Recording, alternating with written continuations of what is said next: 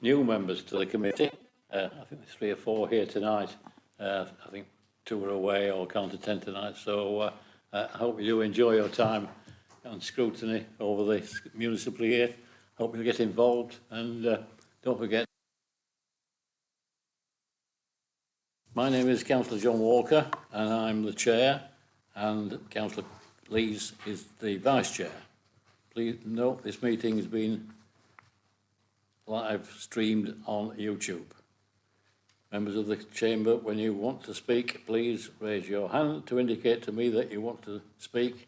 When invited, please press the button to turn on your microphone, and please turn your microphone off when you have finished speaking. If you are joining the meeting via Teams, please use the raise hands function and your iPad to indicate you wish to speak. Please can everybody ensure their phones are turned to silent. We are not expecting a fire drill, so if the alarm goes go off, please exit the way you came in. So, apologies, Matthew. We've got apologies from Councillor Allen for that. Right, thank you. Any further apologies?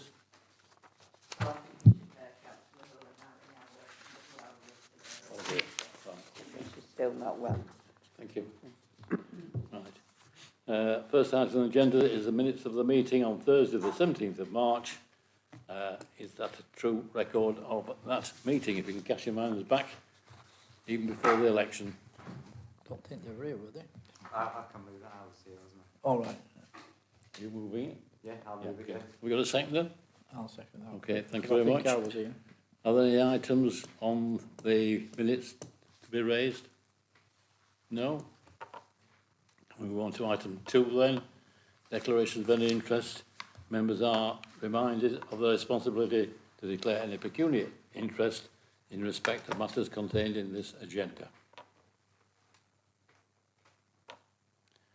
Not any. Okay, can we move on to agenda item 3, public questions? Are there any public questions, Matthew? There are no public questions, Chair. Thank you. Right, we'll move on to item 4, which is scrutiny of the Executive Cabinet. And item 4 is to consider the Executive Cabinet minutes of the meeting held on Thursday, the 16th of June. Anybody got any comments to raise? I think it was a fairly straightforward meeting, if I remember rightly. It's fairly long, but there wasn't a great deal of to come back on that, really. If there aren't any, we'll move on to scrutiny of decisions. Now, this is quite a controversial item, really, because you've seen in front of you about 60-odd decisions that are going to be made over the next few months or weeks. And we did, at the last meeting of the Scrutiny Committee in the last municipal year, to request that members were given details of, at the beginning of the month, of decisions to be made, so that if you have any problems or you feel there's any problems and the decisions are going to be made, you could take them up with me and we could have a meeting to discuss them. Now, we did get that, didn't we, Matthew, from Nina? Yes, Nina sends the decision notice out every month on the 1st. Yeah. The only thing I was concerned about is that we got all the decisions. I got the impression from the meeting we had in March that it was just going to be the decision to be made between the cabinet meetings. So, for example, the email from Nina would have had the decision to be made up to the cabinet meeting and then following on to the next cabinet meeting. I might have got that thought wrong. Meeting, really. I can feed back to Nina and get more specific items sent out monthly, if that's what you would like. Okay. Anyway, that was what was decided at the last meeting. I say we did have the beginning of the month the details of the cabinet decisions to be made. So have you got any queries or thoughts on some of the cabinet decisions to be made over the next few weeks? I know a lot of people felt we should have meetings before the cabinet meeting, but everybody has an opportunity at their group meetings of looking at these decisions, and no doubt you ask the questions if you've got any problems or queries with the leader of the council or the cabinet members if they are there. If you're in the Labour group, we have our briefings with directors on the Conservative side, so we do ask the questions about the decisions that are going to be made at cabinet, which is in this month, of course, is next week. So if we haven't got any questions, we can move on to the next item, which is the health scrutiny. Councillor Hilton is going to give a report of details of what happened to the county health scrutiny meetings. Councillor Hilton.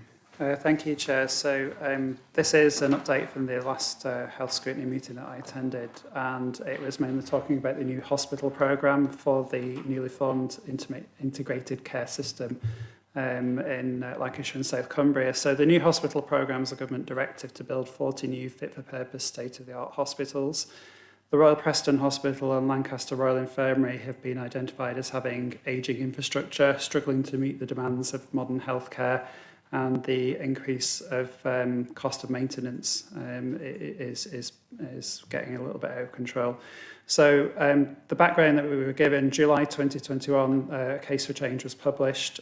September 21, a long list was published, and in March 22, a short list of 4 options was published, which is a new Royal Lancaster Infirmary with partial rebuild of the Royal Preston, a new Royal Preston with partial rebuild of Lancaster, investment into both hospitals with partial rebuild, and 2 brand new hospitals. So that's a short list. So all of those 4 options are now going to undergo further detailed analysis, looking at land availability, planning considerations, footprint, and of course affordability. The new hospitals programme have stated that they're going to run engagement and consultation with stakeholders, staff, patients and population in general, as well as elected members. So the committee were asking about the feasibility of the new hospitals in terms of affordability. The capital is coming from the government, and this isn't the only consideration. What the new hospital programme was suggesting is actually patient care is just as much a consideration as the budget. The budget itself for the entire programme hasn't yet been announced from the government, and I know the BBC reported just this week about potential shortfalls in finances due to the current situations that we're living in at the moment. Assurances were made to the committee that if new hospitals were to be built, there would be a short but phased transition process across sites. So moving from, say, the Royal Preston to a new Royal Preston, if that's what happens, it would be a phased transition, but not over a long period of time. And that's just to ensure that there's staff handover and patient safety. Both hospital trusts involved are going to continue to run the trust as part of the National Health Service. They are hoping to involve local enterprise partnerships and local companies in the building. Concerns were raised by the committee about formal analysis and scoring, but the new hospitals programme has said a simple RAG system is going to be used for each of the options, being met, partially met, or did not meet. Members are asking about the land for potential new hospitals, and they've appointed a land agent and is now starting to form close links with planning authorities. Timeline of construction is to start in 2025, and hospitals are hopefully going to open in 2030. Public consultation is ongoing, and they're collecting feedback on the different options. They discussed worker housing schemes and attracting staff. One of the biggest problems we've got is attracting staff into the National Health Service, and they think that new hospitals and new infrastructure, staff housing schemes, etc., will attract staff to work in these state-of-the-art facilities. Members are concerned about journey times to these so-called super hub hospitals. And what they were quite keen to emphasise is that a lot of care would still be done locally. So you can have diagnostic hubs locally. So say you need an MRI scan or something like that. That can be done in new diagnostic hubs or in current local existing hospitals and then fed in from there. Transport partnerships are going to be discussed with LCC about how we move forward with that. And I think the most important thing for this meeting is the impact on current local hospitals was raised as a concern, particularly in relation to Chorley Hospital.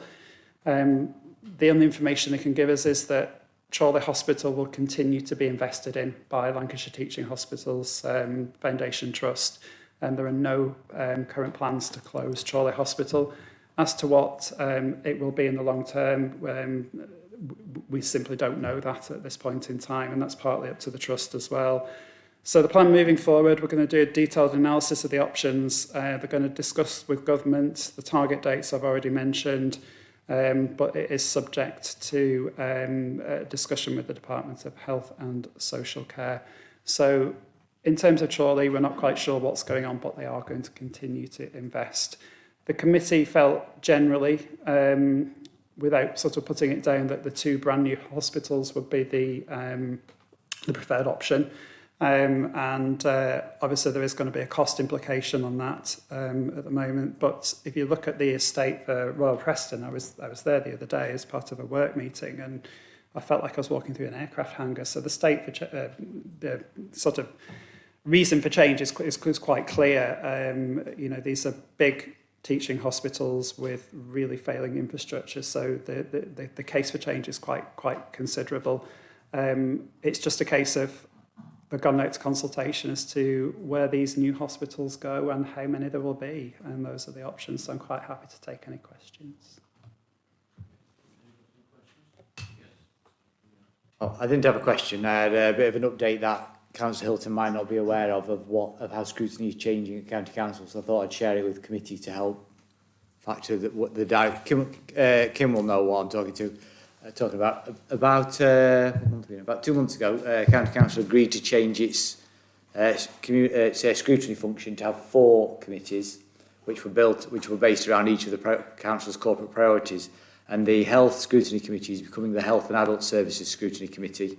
I think the intention is all scrutiny committees will meet every 6 weeks, every 7 weeks. I think so. Some will meet more frequently. The Health and Adult Services will still have the statutory 1 representation from each district. So Chorley will still have its voice in that respect on that committee. And over the last week or so, those committees have been meeting with just the formal committee members behind closed doors, with the committee chairman scrutinising the cabinet members, because Kim did it to me, about what the work plans and what the ideas will be to set the new work plans. So I think that information will probably be coming forward in due course, and that's how it should operate. So I just thought I'd share that as a bit of helpful information. I always get the impression that you never seem to discuss or look at critical decisions that should be made, like, you know, are you catching up with the number of patients who need treatment and what have you. They all seem to be peripheral things, and they don't seem to get down to what the general public is looking for, really. That's my opinion, but I might be wrong. Thank you. Yes. I was going to just briefly read the purpose of the committee list. I meant to do that, but maybe when the new one is published, we can maybe bring the terms of reference, because I think there's a general misconception about actually what is within the powers and the boundaries of what scrutiny can do, especially on this area. And the formal position is it's got to scrutinise any matter relating to the planning, provision or operation of the health service in the area, and to review and scrutinise the county council's adult services and public health services. So the band of what it can actually look at is a lot narrower than what many people would perceive it to be. And I think the intention on all committees is to focus on things the county council can influence and change and has responsibility for. So, for example, if it was looking at transport, it would look at the things that maybe the county council is responsible for, maybe not the motorway network, which has no authority to control over, to try and exert its influence where it can actually do something. But I'll send the notes to Alex when they publish, and I'll let him update how he sees it. Yeah, there is a meeting on the 13th, which is it's like the work group going through what the committee is going to be doing for the next year. Unfortunately, I can't get the time of work at the notice I've been given, but Councillor France will be attending that, so that information would hopefully have been coming to us then. So thank you. And then we've got yes, Councillor. Right, thank you, Chair. Obviously, the new hospitals is basically down to a capital injection. My mind goes back to early 1970s when they built a new hospital in Croydon, and it was all singing, all dancing and everything. But that hospital was left standing for 4 or 5 years because they hadn't got the revenue to work it. Have any of these questions come into the discussions? Sorry, yeah, I can come back on that. Members were asking, particularly as the fact that they felt that 2 hospitals were the best option in the area, so they were asking about the finances. The new hospitals programme isn't actually privy to the budget that's been given by the government when this was started. They said that they're going to have to look at obviously the cost of this, but they're also going to have to look at the cost, if we don't do this, to the health of the people of Lancashire and South Cumbria as well. So that's why all these options are on the table, and finance will take some part of that. I think the one thing that we can be assured of is the fact that they will be run by NHS organisations. What I'm hoping isn't going to go ahead is a repeat of the Carillion situation of the new Royal Liverpool Hospital at the moment, which is a lot of it is standing empty that we can't actually use at the moment. So I think they need to take that into consideration. But members were asking questions about that, and it is up for consideration. It will be part of the assessment process. But we're not at that point yet, and the actual budget for this hasn't been identified or hasn't been revealed by the government. Yeah, I mean, the only reason why I'm asking that is that when Chorley Hospital, and especially the emergency department closed, was because, according to Preston Hospital Trust, said that they couldn't afford the staff to go with it, or they couldn't recruit the staff to do Preston and Chorley. Now, if we're not going to get the staff, then there's going to be obviously a problem for the new hospital. I think, as I alluded to before, I think the fact that it will be a new hospital, there will be a new hospital, hopefully, is a very important way of attracting staff. Staff are much more likely to go to a hospital that has the state-of-the-art facilities that they need, that they're looking at worker housing locally and that kind of thing to try and attract staff into the area. So this will actually benefit recruitment considerably. In terms of what's going on specifically with Chorley and Royal Preston, I can't comment on that. That's up to the Trust to make that decision. But all decisions that are made about the Trust moving forward are based on clinical safety for the patients, and I'm not privy to that information. And I think only these decisions can start to be made once we actually have the result of this programme as to what's going on. But in terms of attracting staff, I think that definitely this would be a huge benefit to do so.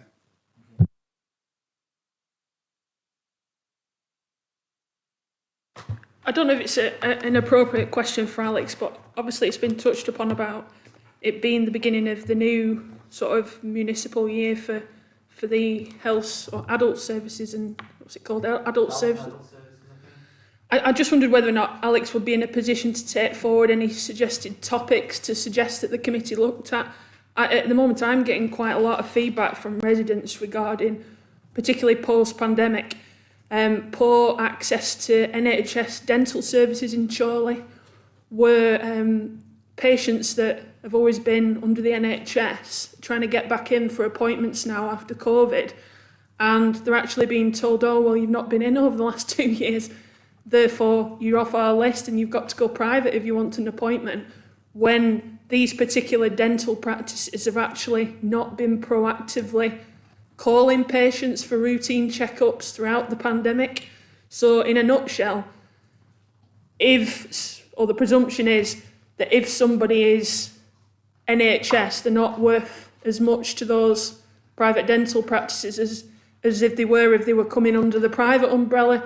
And I just wondered whether or not that would be something that you could take forward as a suggestion for health scrutiny, because it can't just be happening in Chorley. It must be happening in other places as well.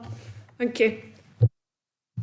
As Councillor Riggett's already pointed out, I don't know the terms of reference for the new committee or what I am able to do. Councillor Francis attending the first committee for me next week, and will hopefully be in a better position to look at that from that point. The honest answer to that is I do not know at this point in time. Just having sat in another committee, my understanding is these initial meetings for these new scrutiny committees is asking the membership, what would you like to look at? So they'll invite key people from those, whether it be from adult social care and whatever, and that they will discuss it with with the members of the committee, put together a list and then prioritise what they want to discuss. So now's the time really, isn't it, to be putting forward suggestions. But I mean, it might not go nowhere, but if there is the opportunity to raise it, I think it's important. Thanks. Yes, I mean, I agree with Councillor Snape. It is a thing that I'm concerned about. The scrutiny should be, the county should be looking at things that are affecting the public at the moment. And it doesn't seem to happen really. So it'll be very good if when you go to your scrutiny, you can put these things forward to have a discussion at a later date really. It is important. I know one or two of my friends that can't get on the list for NHS dental treatment at all. No, it is a big problem. I'm pretty sure Councillor France will be able to make that suggestion when she attends next week. Thank you. Any further questions? If not, thank you, Councillor Hilton, for your attendance tonight. If you want to stop, you may. If not, thank you very much and safe journey home. Thank you, everyone. We'll move on to the next item, which is the quality of housing provision by social land wards. It's a monitoring report. Jennifer is here to, I assume, give a, or is it Rachel to give an update? I'm happy to go through a briefing of the report. So you can see in the scrutiny recommendations the actions that have been taken. So if I just do a brief overview. So learning sessions were recommended for housing issues. That was undertaken by Rachel and her team last year on the 12th of September. And we have another one that's going to be booked in the autumn. There's obviously the Select Move, the Select Move scrutiny review, so that will form part of that training. We've also, there was a section on the report to promote the uptake of disabled facilities grants for the RPs. That has gone down really well. We've worked with Jigsaw Housing, we've worked with Accent Progress, Onward Homes, Your Housing Group and Anchor Hanover. They have all worked with us. The number of applicants from housing associations has gone up quite significantly in the past few years. Now we have at least a 50% uptake in our DFGs for the social housing. Just out of interest as well, I've had an email from Lancashire County Council to say that they have employed additional occupational therapists to work in central Lancashire. So they are going to get through the significant backlog that they've had since COVID. So again, some really positive news from the county. The next one is to lobby government for greater regulation of LRPs. Well, as you can see, there has been quite significant legislative reform. There's been a green paper, a white paper. There's now a bill that's been introduced in June. So as you can see, there's expectations that have been set out for social housing. There's been quite significant changes in the white paper. There's been some guidance from the government. Again, once we get more legislative information, we'll be making sure that the RPs are sticking to that. We probably won't be the regulatory authority, but we will be working with the RPs on it. So the other recommendation is the introduction of a Truly Good Homes Charter. So we haven't had a charter as yet. Obviously, with the COVID pandemic, the introduction of new legislation that has been delayed. We are still discussing the implementation of this. We've had lots of conversations with our RPs, Jigsaw in particular, on the implementation of a Good Homes Charter.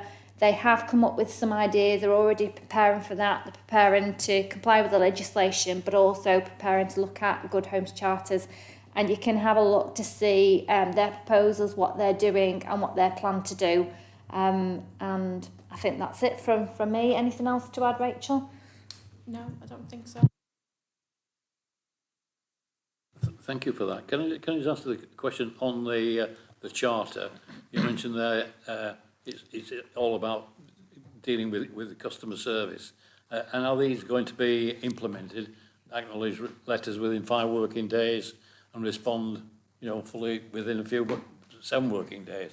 Are they something that's happening or will happen? Jigsaw in particular, myself and Terry have just had a meeting with, they have committed to that. So they have put that down in writing for us.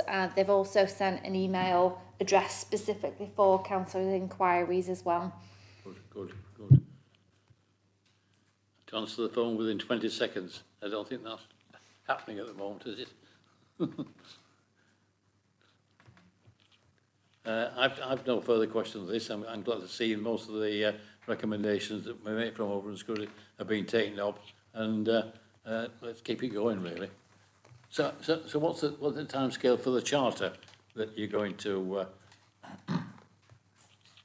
set up? So now that we've got a select move coordinator in post, past the initial piece of work around the allocations policy review within the service, that will also sit within that the post holder's role to work with the RPs within the select move steering group and partnership to see if we can progress the charter ahead of the legislative reforms coming in, because the bill has only just been tabled. We don't know the timescale for royal assent or implementation, but we will be looking to get ahead of the curve on that as soon as we can. Good, excellent, thank you. Yes, Councillor Hughes. Yeah, it may not be something for this particular agenda, what topic, but one of my concerns with the social housing is, especially when it comes to disabilities and things like that, I had an instance where in my ward there was one gentleman in a jigsaw house and he was having that difficulty accessing the rear of his property because there was a gully. There was a passageway between the terraced houses, and when he was going down with a wheelchair he couldn't get to the back because there was a gully and it would turn his thing over. And when I approached Jigsaw, they said, oh well, it's down to the councils to see to that. But the other concern I've got is that when a resident comes to me with a complaint, with a problem, I can't go direct to the housing associations because when I've rang up Jigsaw, they say, well, it's up to the tenant to ring them. Right, well, so Jigsaw... What we need is councillor, to help the residents. Yeah, so Jigsaw in particular have now sent a specific email address for councillors to email. So they will take complaints from yourselves rather than having to come from the tenant.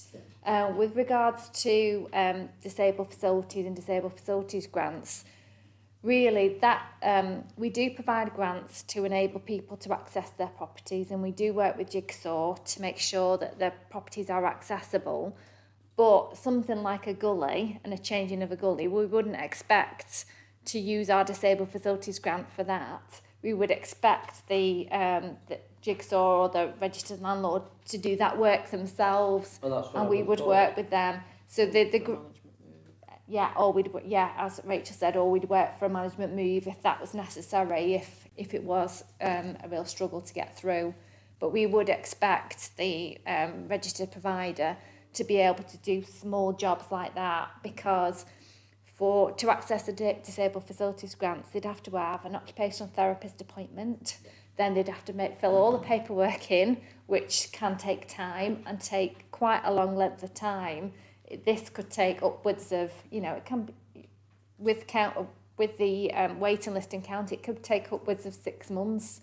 So we would generally try and work with the registered social providers to do that work outside of the disabled facilities grant system. I mean, obviously this gentleman had a ramp at the front of his house to get in, but what he wanted to do was to get into his garden at the back, and there were steps down at the back, and rather than go through the thing of getting a ramp in at the back, he just wanted some work to be done on the gully. The gully was sunk down, so just needed raising up, basically. That was all that was required, and I had difficulty trying to get Jigsaw, even though at the time I was a board member of Jigsaw. But it was just one of the things that everybody's seems to be passing the buck on responsibility. Thank you. Yes, Yes, thank you. On page 107, on the communication and engagement section, it says to undertake walks of RP managed areas with ward councillors annually as a minimum. Is it something that's happening yet, or? I know some ward walks have occurred. I know I know Councillor Gabbett did some ward walks with the housing association, but I don't know whether it's been adopted for all ward councillors. If it isn't, it's something that probably should be done, really. I suppose we just let things, unless we have a complaint, we just let things drift along, really. But it might well be sometime to have certainly an annual walk around the housing situation, really.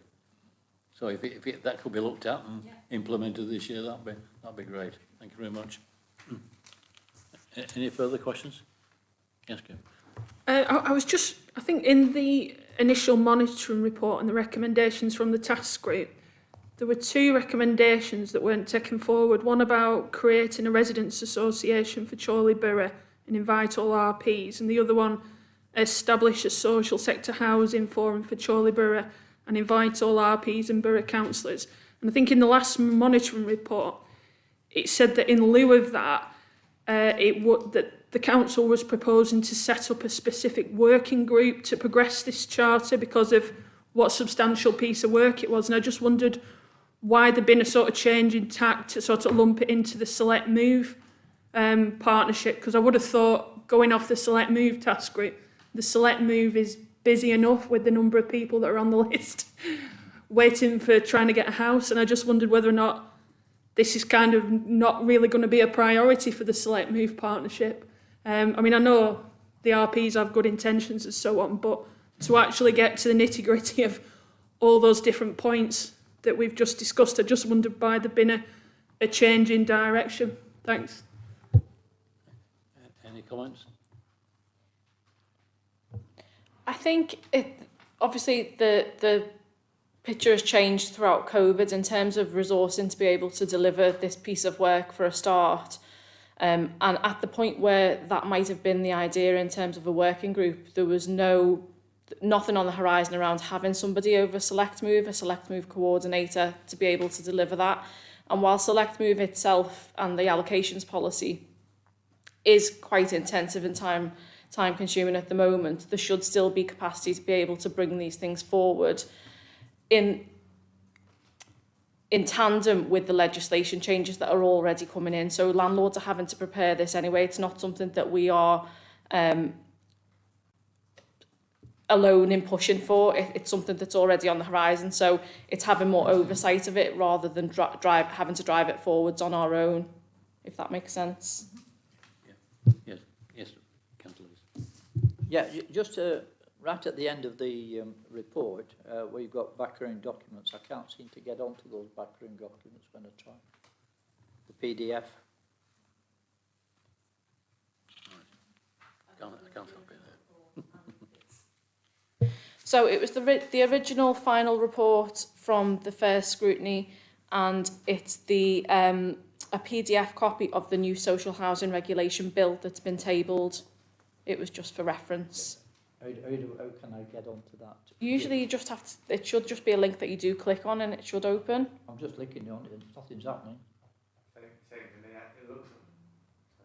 It looks like it was embedded in the original document, which has been converted for one.gov, but it's therefore just took the image rather than the actual file, because it would have been embedded in the original email or Word document, wouldn't it? Is it possible that we could get copies of those? Yeah, I will get the reports from Rachel and I'll distribute them to the committee. Okay, thank you.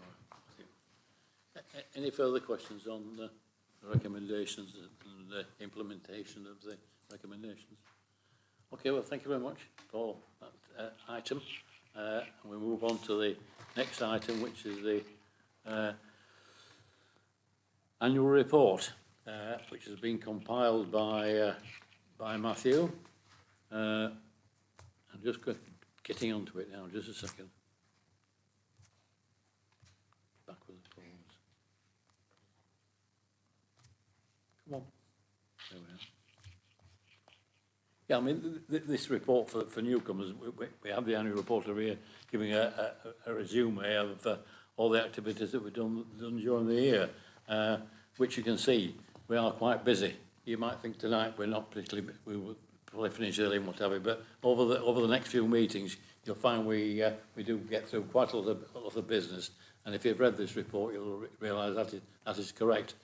So really, I just like to thank the committee members from last year for their work and patience with the items we had, and thank Matthew and his colleagues and Democratic Services for the work they put in getting all the reports out.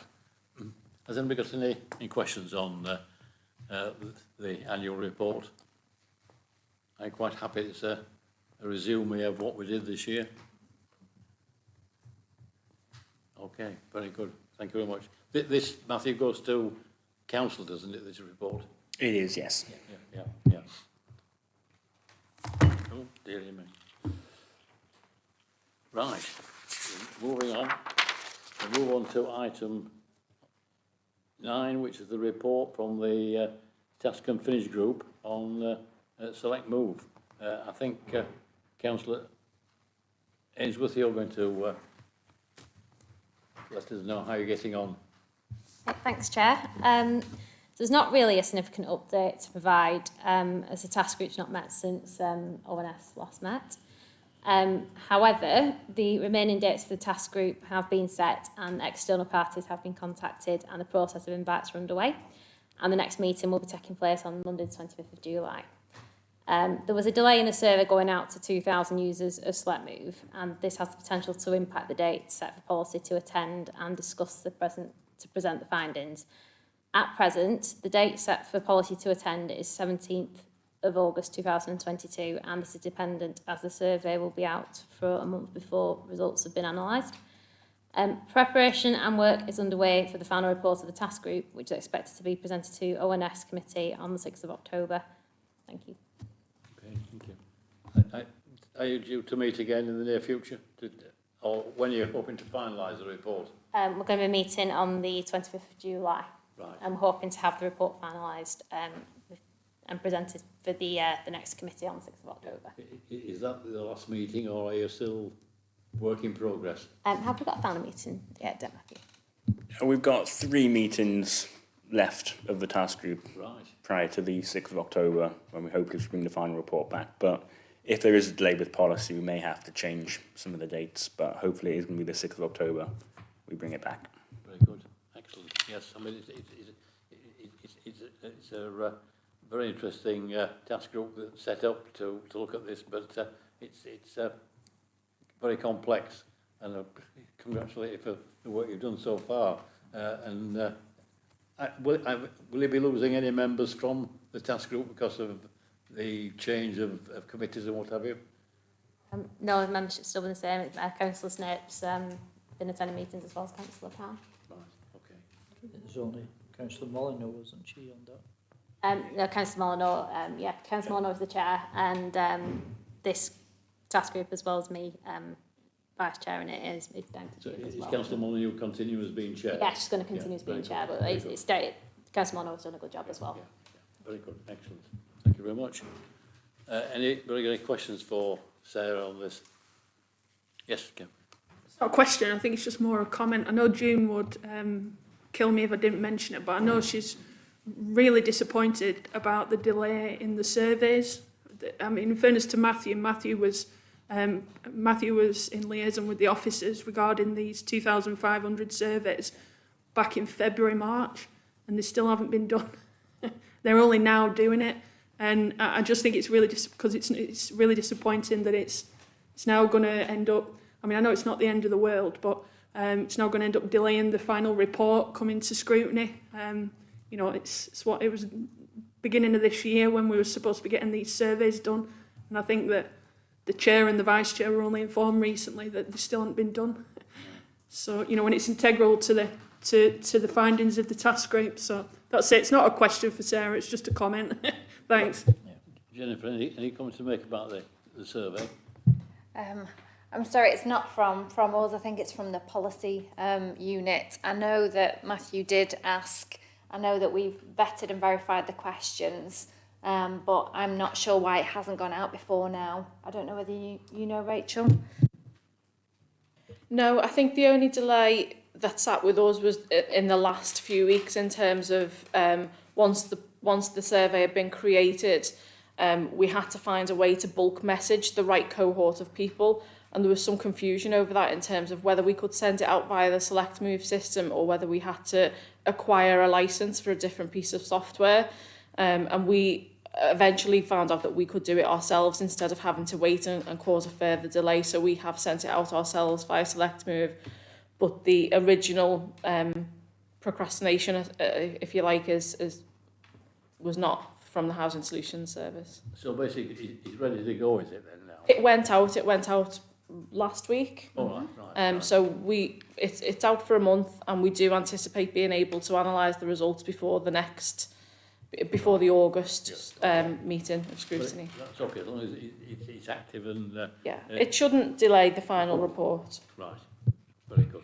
Yeah, just to say, we've already had hundreds of responses, so it's looking quite promising. Yeah, okay, thank you. Any further comments or questions? If not, we'll move on to the last item on the agenda, which is the work programme, if I can find it. 99. Yeah, there we are. Got it. Yeah, I mean, that gives the work programme for the scrutiny committee, the regular items, but it's all a question of getting ourselves some more interesting topics to look at. You can see at the side of the work programme, there's things like the leisure services, Holy Oak Company, which we discussed at the training session we had. We've got to look into that, see whether it is something we can do.